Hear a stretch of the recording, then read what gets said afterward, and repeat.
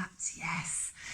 So coriander, do you use it? Now, it would be lovely for your grow herbs. I try and grow mine on the kitchen windowsill, and I do a reasonable job, but there's never quite enough to properly throw around the kitchen and experiment, is there? If you're me, that is. I'm lucky after 6 weeks if I've got a small handful of parsley to use as garnish. So at Pear and Potato, we love including herbs, so you get a great big bunch like this and you can have a proper play.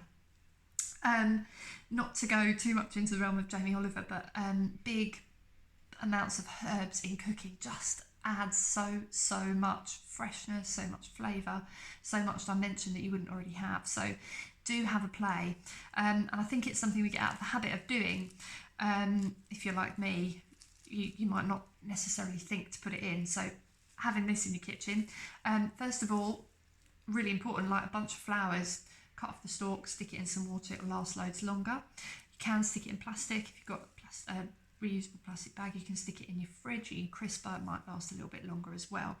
Although if you put it in water, you might find little roots come out, and that will boost your summer herb growing.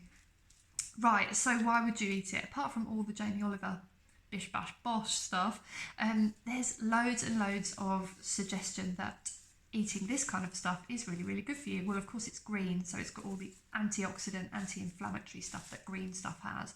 But coriander specifically is supposed to be really good for menstrual cycles for women, and memory, improving your memory, brain function, eye, skin. There's loads and loads of stuff that coriander is supposed to be splendid for, so definitely worth experimenting with.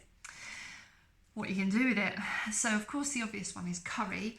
If you don't already make your own curry paste and curries, this is a great opportunity to give it a go. You know, the holy trinity of curry making is of course these 3 items. So start with that and then add whatever flavours you want. Coriander is a good place to start. With this amount, you can also do things like making pesto, add it with some nuts, like walnuts or something, and maybe some parmesan or vegan parmesans out there now as well. Add it all together with some olive oil and you've got a lovely pasta base, or anything you want to do with pesto. Put it with some roast veggies, whatever you like. I'm going to be chopping it really finely and putting it with some grated beetroot and coconut, I think, to try and see if I can make some fritters to see how they turn out. It'd be rather yummy. Yeah. Now somebody said to me, oh, you could try juicing it. Have you tried juicing it?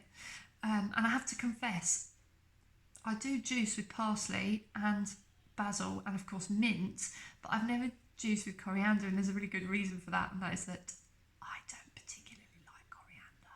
Having bigged it up there's about 2-3 things I don't like in this world that I've tried, and fresh coriander, I have to say, is one of them. So the juicing queen is Steph Wells. I would just like to salute you and say, have you given this a go yet? Look at that. That's a bunch of coriander juice. It's going to be gross, isn't it?